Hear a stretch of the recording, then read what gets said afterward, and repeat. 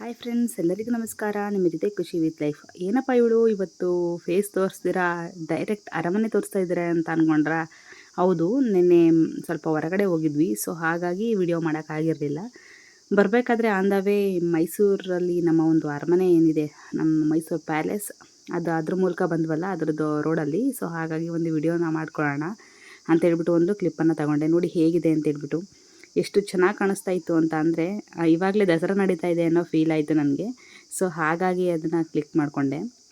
ಜೊತೆಗೆ ನಮ್ಗೆ ಇನ್ನೊಂದು ಇಂಪಾರ್ಟೆಂಟ್ ವಿಷಯ ಹೇಳಬೇಕು. ಸೊ ಅದಕ್ಕೋಸ್ಕರ ಎರಡೂ ವಿಷಯ ಹೇಳ್ದಂಗೆ ಆಗುತ್ತೆ ಅಂದ್ಬಿಟ್ಟು ವೀಡಿಯೋನ ಮಾಡಿದ್ದೀನಿ.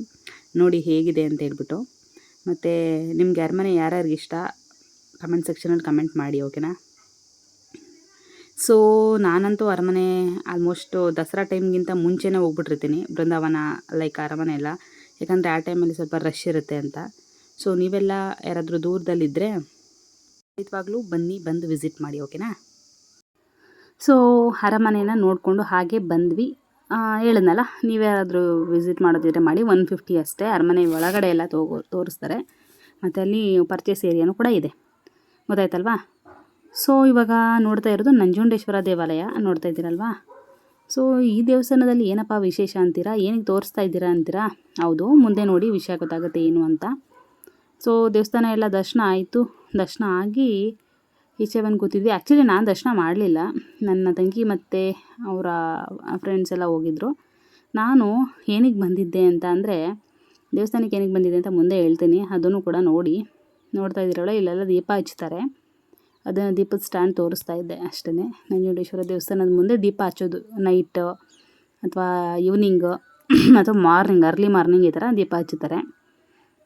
ಬೂದಿಕಾಯಿ ದೀಪ ಇರ್ಬೋದು, ನಿಂಬೆಹಣ್ಣು ದೀಪ ಇರ್ಬೋದು, ಮಾಮೂಲಿ ದೀಪ ಇರ್ಬೋದು, ಇದನ್ನೆಲ್ಲ ಹಚ್ಚುತ್ತಾರೆ. ಸೊ ಹಾಗಾಗಿ ಇದನ್ನು ಕ್ಲಿಪ್ ಮಾಡಿಕೊಂಡೆ ಅಷ್ಟೇ. ನೋಡ್ತಾ ಇದ್ದೀರಲ್ವ, ನಮ್ಮ ನಂಜುಂಡೇಶ್ವರ ದೇವಸ್ಥಾನ ಫ್ರೀ ಡೇಸಲ್ಲಿ ಈ ಥರ ಇರುತ್ತೆ. ಮಾಮೂಲಿ ಫಂಕ್ಷನ್ ದಿವಸ ಎಲ್ಲ ಫುಲ್ ರಶ್ ಇರುತ್ತೆ. ಮಾಮೂಲಿ ಇವಾಗ ನೋಡಿ ಫ್ರೀಯಾಗಿರುತ್ತೆ. ಇಲ್ಲಿ ನೋಡ್ತಿದ್ರಲ್ವ, ಇದು ಅರಳಿ ಮರ. ಏನಾದರೂ ಮಾಮೂಲಿ ಫಂಕ್ಷನ್ಗಳಲ್ಲೆಲ್ಲ ಸ್ಯಾಟರ್ಡೇಸಲ್ಲೆಲ್ಲ ಇಲ್ಲಿ ಬಂದು ಸುತ್ತುತ್ತಾರೆ.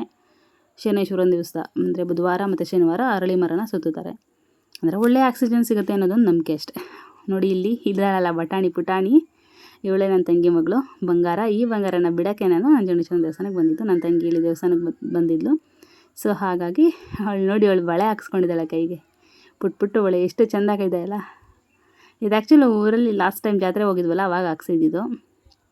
ನನ್ನ ತಂಗಿ ಅವರ ಸಿಸ್ಟರು, ನಮ್ಮದು ಸಿಸ್ಟರೇನೆ, ಅವ್ರು ಹಾಕ್ಸಿದ್ದು. ಸೊ ನೋಡ್ತಾ ಇದ್ದೀರಲ್ವ, ಅವಳನ್ನ ಬಿಡೋಕ್ಕೆ ಅಂತ ಬಂದು ವೆಯ್ಟ್ ಮಾಡಿ ಅರ್ಧ ಗಂಟೆ ಆಯಿತು. ದೇವಸ್ಥಾನದೊಳಗಡೆ ಹೋದವಳು ಪುಣ್ಯಾತ್ಗಿತಿ ಬಂದೇ ಇರಲಿಲ್ಲ. ಸೊ ಅವಳು ಬರೋ ತನಕ ಇವಳನ್ನ ನೋಡ್ಕೊಂಡು ಕೂತಿದ್ದೆ. ನೋಡಲ್ಲಿ ಹಿಂಗಿದೆ ದೇವಸ್ಥಾನ, ನೋಡು ಅಂತ ಅವಳು ತುಂಬಾ ಆಟ ಆಡ್ಕೊಂಡು ವೆಯ್ಟ್ ಮಾಡ್ತಾಯಿದ್ಲು ಅವ್ರ ಅಮ್ಮನಿಗೋಸ್ಕರ. ಸೊ ಅದೇ ಗ್ಯಾಪಲ್ಲಿ ವೀಡಿಯೋ ಮಾಡಿದ್ದೀನಿ. ಚೆನ್ನಾಗಿದ್ದಾಳಲ್ವ ಪಾಪು, ಎಷ್ಟು ಕ್ಯೂಟಾಗಿದ್ದಾಳೆ ನೋಡಿ. ಸೊ ಇವಳು ಇಷ್ಟು ದಿನ ನಮ್ಮನೇಲೇ ಇದ್ಲು, ಇವತ್ತು ಊರಿಗೆ ಹೊರಡ್ತಾಳೆ. ಸೊ ಹಾಗಾಗಿ ವಿಡಿಯೋನ ಮಾಡಿದೆ ನೆನಪಿಗೆ ಅಂತ. ನೋಡಿ, ಇದು ಅರಳಿ ಮರ ಇಷ್ಟು ಚೆಂದ ಇದೆ ಅಂತಂದರೆ ಒಂದು 9 ರೌಂಡ್ ಹಾಕಿದ್ರೆ ಒಳ್ಳೆ ಆಕ್ಸಿಜನ್ ಸಿಗುತ್ತೆ. ಇವಾಗಿರುವಂತಹ ಏರ್ ಪೊಲ್ಯೂಷನಲ್ಲಿ ಅರಳಿ ಮರದ ಹತ್ರ ಒಂದು ಪವಿತ್ರವಾದ ಮರ ಅಂತಲೇ ಹೇಳ್ಬೋದು. ಅರಳಿ ಮರ ಅಂದರೆ ಈ ಮರದಲ್ಲಿ ಒಂದು ಒಳ್ಳೆಯ ಆಕ್ಸಿಜನ್ ಸಿಗುತ್ತೆ. ಸೊ ಹಾಗಾಗಿ ಅಲ್ಲಿ ಎಲ್ಲ 9 ರೌಂಡು, 3 ರೌಂಡು, 5 ರೌಂಡ್ ಈ ಥರ ಶನಿವಾರ ಬುಧವಾರ ಹಾಕ್ತಾರೆ. ಕೆಲವರು ಅರ್ಲಿ ಮಾರ್ನಿಂಗ್ ಡೈಲಿ ಹಾಕ್ತಾರೆ, ಬಟ್ ಕೆಲವರು ಮಾತ್ರ ವೀಕ್ಲಿ ಒನ್ಸ್ ಆ ಥರ ಇರುತ್ತೆ. ಓಕೆನಾ? ನೋಡ್ತಾ ಇದ್ದೀರಲ್ವಾ ಹೇಗಿದೆ ನಂಜುಂಡೇಶ್ವರನ ದೇವಸ್ಥಾನ.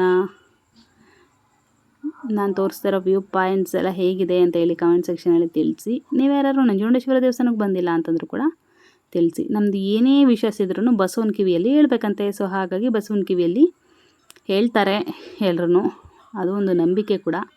ಸೊ ನಾನು ಆಲ್ಮೋಸ್ಟ್ ಹೇಳ್ತೀನಿ. ಈ ಬಸವನಿಗಿಂತ ಮೊದಲು ಇನ್ನೊಂದು ಒಳಗಡೆ ದೇವಸ್ಥಾನದ ಒಳಗಡೆ ಒಂದು ಮಂಟಪದ ಕೆಳಗಡೆ ಇತ್ತು, ಅಲ್ಲೂ ಕೂಡ ಹೇಳ್ಬೋದಾಗಿತ್ತು. ಇವಾಗ ಏನೋ ಪರ್ಮಿಷನ್ ಕೊಟ್ಟಿಲ್ಲ ಅನ್ಕೊತೀನಿ.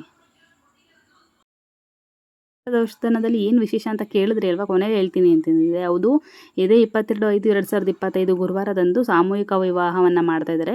ಸೊ ಹಾಗಾಗಿ ನಿಮ್ಮಲ್ಲಿ ಯಾರಿಗಾದರೂ ಇಂಟ್ರೆಸ್ಟ್ ಇದ್ದರೆ 12/5/2025 ಕೊನೆಯ ದಿನಾಂಕ ಆಗಿರುತ್ತೆ. ಅಲ್ಲಿ ತನಕ ನಿಮ್ಮ ಒಂದು ಪರ್ಟಿಕ್ಯುಲರ್ ಅಡ್ರೆಸ್ಸನ್ನು ತಿಳಿಸಿದ್ರೆ ಖಂಡಿತವಾಗ್ಲೂ ಅವರು ಫ್ರೀಯಾಗಿ ಮದುವೆ ಮಾಡಿಕೊಡ್ತಾರೆ. ಇವನ್ ತಾಳಿ ಸರ, ತಾಳಿ ಮತ್ತು ಬಟ್ಟೆ ಮದುವೆ ಸಾಮಗ್ರಿಗಳೆಲ್ಲ ಕೊಟ್ಟು ಮದುವೆ ಮಾಡಿಕೊಡ್ತಾರೆ ಫ್ರೀಯಾಗಿ. ಸೊ ಹಾಗಾಗಿ ಯಾರಾದರೂ ಇಂಟ್ರೆಸ್ಟ್ ಇದ್ದರೆ ಬಂದು ಈ ನಂಬರಿಗೆ ಕಾಂಟ್ಯಾಕ್ಟ್ ಮಾಡಿ. ನೋಡಿ ಕೆಳಗಡೆ ನಂಬರ್ ಕೊಟ್ಟಿದ್ದಾರಲ್ಲ ಅದಕ್ಕೆ. ಓಕೆನಾ? ಇಷ್ಟು ಹೇಳ್ತಾ ವಿಡಿಯೋನ ಇಲ್ಲಿಗೆ ಎಂಡ್ ಮಾಡ್ತೀನಿ. ಮತ್ತೆ ಇನ್ನೊಂದು ವಿಡಿಯೋದಲ್ಲಿ ಸಿಗ್ತೀನಿ. ಬಾಯ್.